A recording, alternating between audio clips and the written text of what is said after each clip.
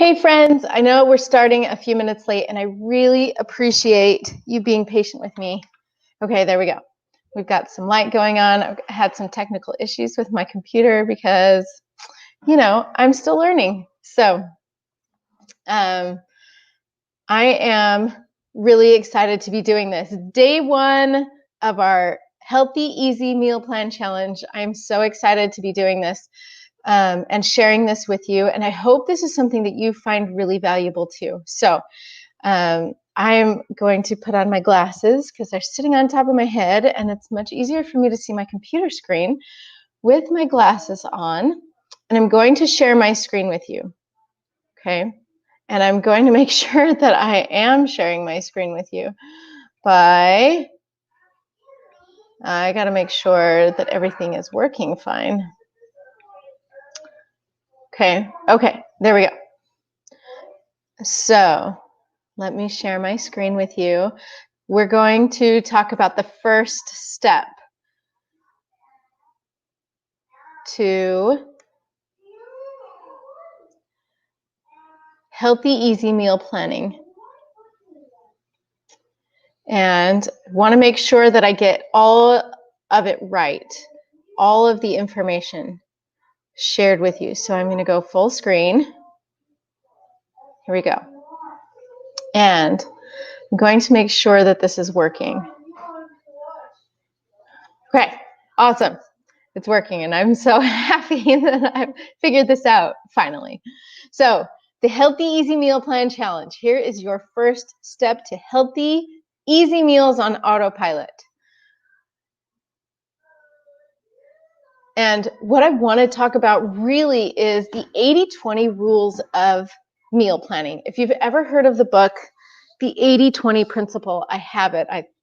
And it's really revolutionary in understanding that throughout everything that we do, whether it's meal planning, whether it's going to work, whether it's making the decision of what to wear every day, the decisions that we make typically are not equal in value, right? So we have found, or researchers have found, that 20% of the decisions that we make intentionally, right, that we make on a daily basis rule 80% of our efforts. And it's not always that way, but what they are saying with this is that it's always going to be unequal. Every decision you make is going to influence another decision, but it's also going to either remove resistance, which we talked about in the 3 trainings before this, or it's going to add resistance. And the key to meal planning is removing resistance so that healthy and easy are as automatic as second nature. And we find that over 40% of the decisions that we make on a daily basis are subconscious. And so what we want to do is the rest of the decisions that we make in order to not create decision fatigue is to create systems that make reaching our goals really, really easy. Okay, and we want to make sure that we do that. So meal planning helps us do that. And this is the method that's going to help you put in 20% of the effort and get 80% of the results back. You don't want to have it the other way around, right? Doing 80% of the work and feeling like you are making such a small change, this 20% results, is not the way you want to do it. Instead, you want to put in 20% of the effort to get the 80% results back. And that's what we're going to talk about right now. So the three pieces of this 80-20 process, okay, is, and we're going to talk about what the first step is called, but it includes what I call the Smart Meal Maximizer, okay? It includes having an A team, and it includes a method that I call one step better. It's making sure that we're not overhauling our life, isolating ourselves, or overwhelming ourselves with the amount of work that we have in front of us to actually get the results that we want. And we want to make sure that the journey is just as enjoyable as the results you're going to get.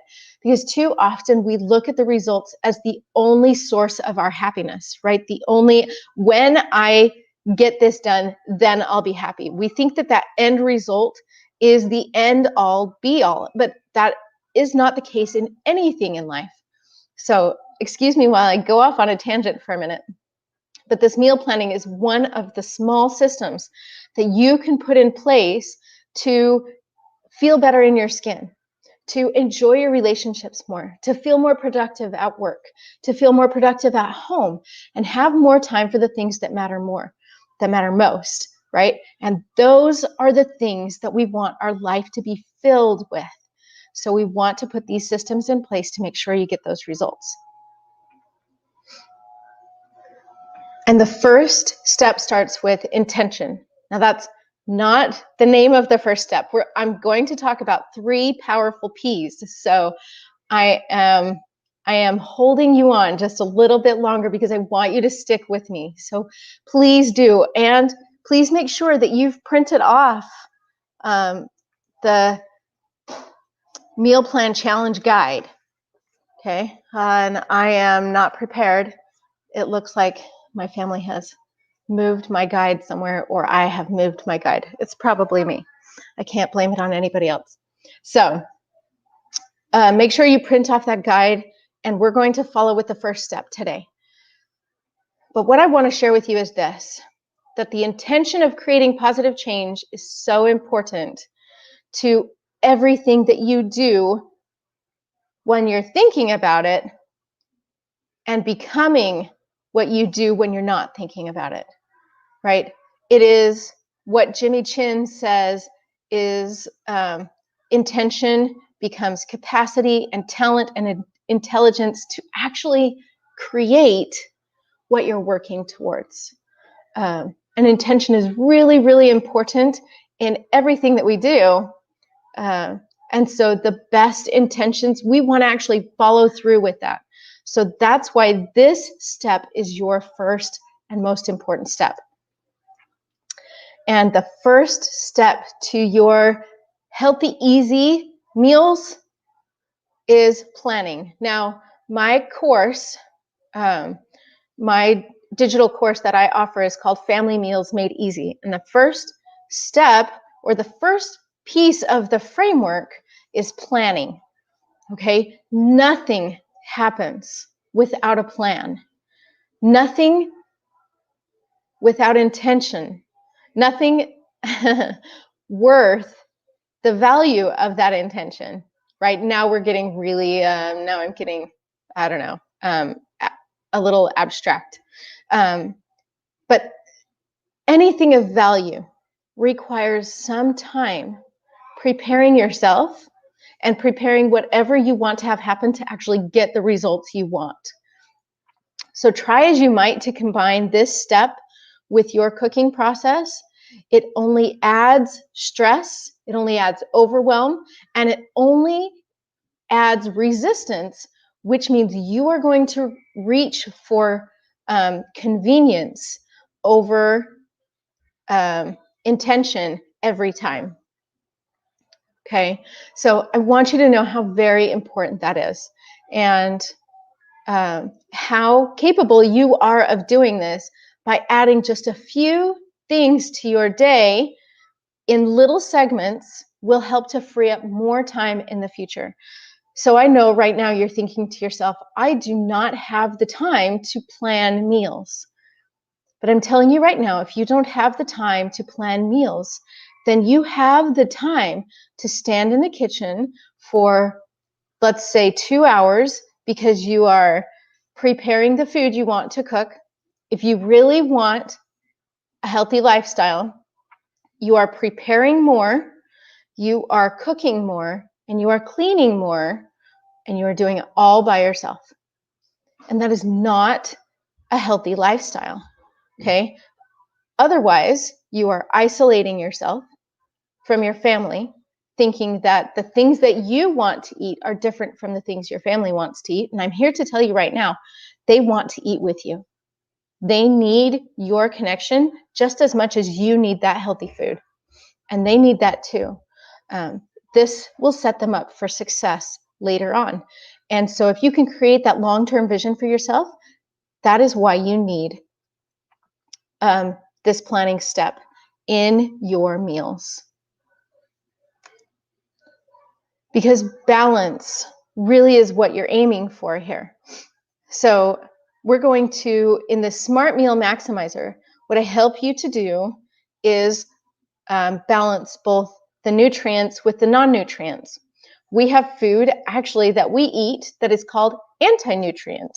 That doesn't mean that it doesn't have nutrients in it. It means it supports the nutrients that come in, even though it might not have very much of anything to give you itself. But what it does is support the food coming into your body. Starches, carbohydrates, right? Simple starches help to build muscle. There are so many non-nutrients that we eat that we can balance with the nutrients to create a healthy lifestyle. So you may know this, but in 2018, I developed a heart condition. And that heart condition was 100% on me, my responsibility. It was a consequence of my actions, not anybody else's. And my incorrect yet lingering beliefs were that I needed to deprive myself of certain foods, aka carbohydrates, pastas, rice, any sweets, anything like that. So I set myself up for failure because I thought that those were the things that were doing me more harm than good. And it turns out I simply needed a balance of those things with the other things that create a healthy lifestyle. Too often we think, I'm going to try this diet, or this diet, or this diet is the right one for me. And we end up causing more problems for ourselves in the future because we don't know what we don't know. And to learn those things through developing a heart condition taught me that I was on this pendulum and thinking that I was on this unhealthy side and I wanted to swing to the side of healthy, when really the strength was found in the middle of both the good and the bad. So there are not good and bad foods, only a balance of nutrients and non-nutrients. When you balance these things, it helps you create consistency and simplicity because you see that you can have your cake and you can eat it too, while also enjoying salads and broccoli and chicken and burgers and meatless meals and smoothies and the variety of foods that we love to have in our cultural and family traditions, that without this balance, we feel isolated, we feel more stressed, we remove ourselves from connecting with our family members and from traditions that might be important to us. Instead, when we have consistency and simplicity, we reduce the stress, right? We reduce the overwhelm of having to be perfect and on all the time in order to reach our goals. It's not sustainable, my friends. So we want to remove resistance. We want to encourage and build up that supportive framework to reach our goals. And it's possible. And it's never, ever possible overnight without some sort of sacrifice, which you will be making. But with intention, it makes that sacrifice a lot more meaningful. So in the Family Meals Made Easy course, I teach people how to use the Smart Meal Maximizer for more intention, and then how to build your A-team, because your support system is more important than, I dare say, and take it from a certified nutrition coach. It is more important than the food you put in your body. The combination, and I'll say it's as important as the food you put in your body, but not less important. It is just as important. And this is because they're finding that as we age, the one factor that increased longevity and joy, satisfaction with quality of life in the aging, people who are aging, which is all of us, by the way. Hi, all of us. The one factor that helped to improve and maintain health over the years was connection, was family connection and relationships. So that framework for you is just as important as the food that you put in your body. And I teach you how to create a framework for success so you don't feel like, when girlfriends go out to eat or you're going out with the guys, that you feel like you are, you have to, what's the word I'm looking for? You want to be different than everybody. Your differences make you beautiful, right? But when we're talking about food and peer pressure and your family support system, you want to make sure that you are having a positive experience just as much as everybody else.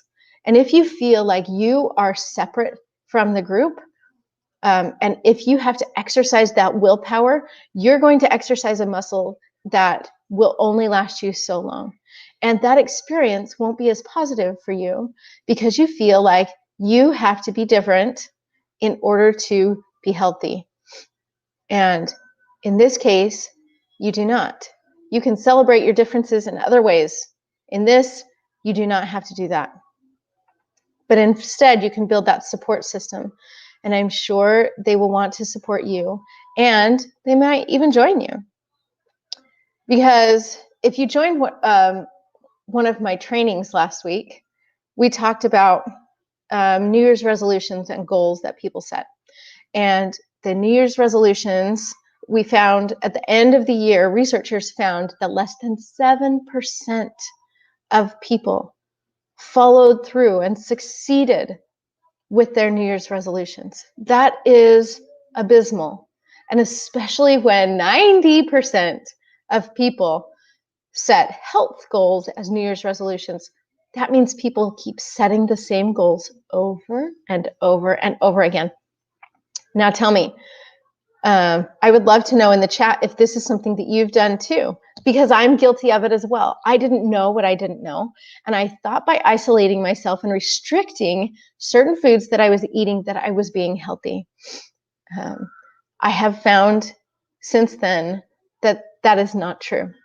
But when we build a supportive framework, we go from less than 7% to 48% and beyond in our goals, success in our goals with that support.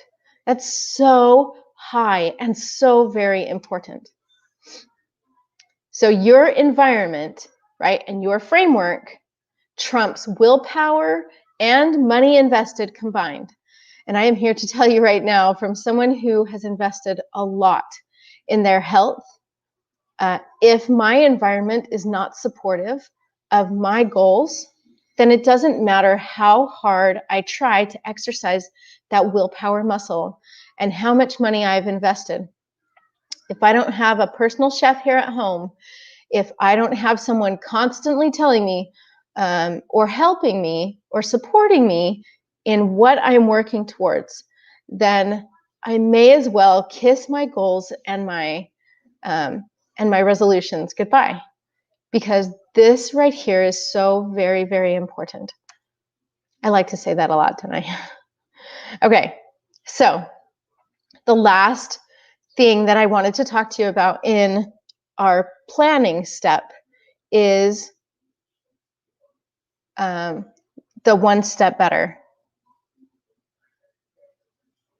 And when we talk about one step better, it doesn't mean overhauling your life, right? It means when you eat pasta, eat grain-free pasta on occasion. It means eating meatless on occasion. It means adding a vegetable or two besides the salad you were going to put on the side, right? It means adding more to your life, because that makes it sustainable rather than saying, oh, I can't have pasta, I can't have potatoes, I can't have desserts, I can't have bread.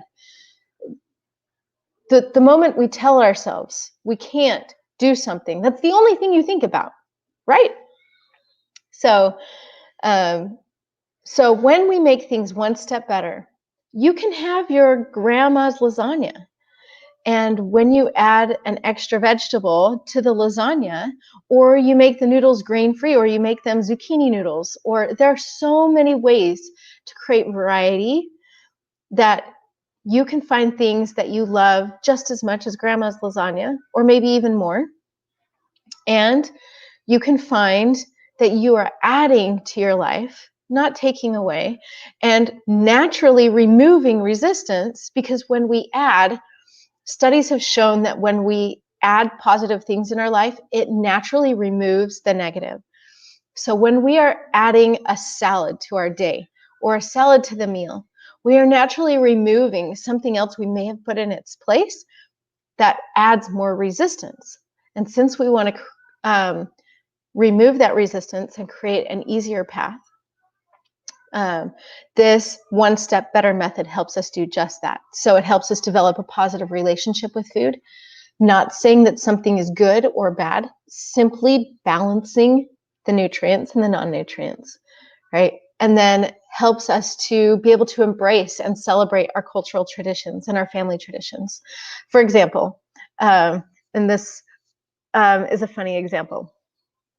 I think it's a funny example anyway. So when we got married, when my husband and I got married, his family tradition was that we would go to McDonald's for birthday breakfasts. And I am not a fan of McDonald's.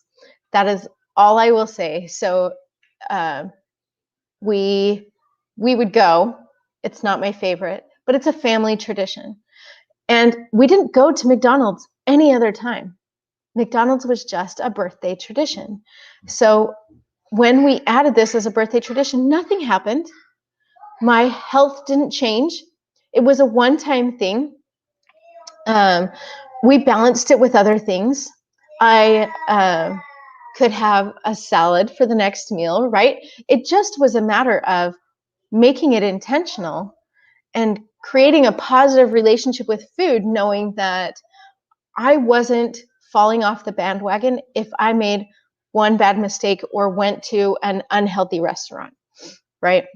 I could always make my choices one step better, both during and after and before, to balance it out. So then there was no divide in relationships, in traditions, and I didn't have to feel like I had to isolate myself in order to be part of the family.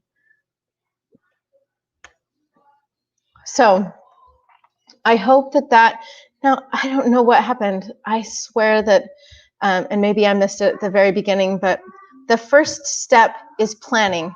And I want you to make sure that when you print off the perfect meal plan guide, that you plan out your meals for the week.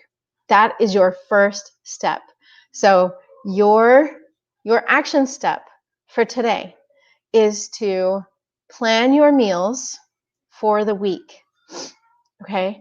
And you simply do that by using the perfect meal cheat sheet and saying, okay, this is what I have, this is what I don't have, this is what I could add to my meals, and this is the way that I'm going to cook them, and making sure that when you plan one meal, you can prepare more ingredients for the next meal that you're using each meal to plan the next. And tomorrow we're going to talk about that step. This step is my favorite one to talk about. I know, like, all of them are my favorites. I get it. But this one really is your key to time freedom and the way that you can help involve your family and allow them to contribute. And if it's not your family, this is the way that you, all by yourself, don't have to be the one-woman band, the one-man band, to creating healthy meals on autopilot. Okay, this is the way to do it without spending hours at a time in the kitchen. It's a way to do it to make your meals one step better without overhauling your life. So you won't want to miss tomorrow's training. And I have really enjoyed sharing this with you. Thank you so much for being here and being a part of this. And please let me know if you are watching the replay. Please put hashtag replay. And if you have any comments or questions, please let me know, and let me know in the group. I'll see you tomorrow, and I want you to make it a great day, and we'll talk to you soon.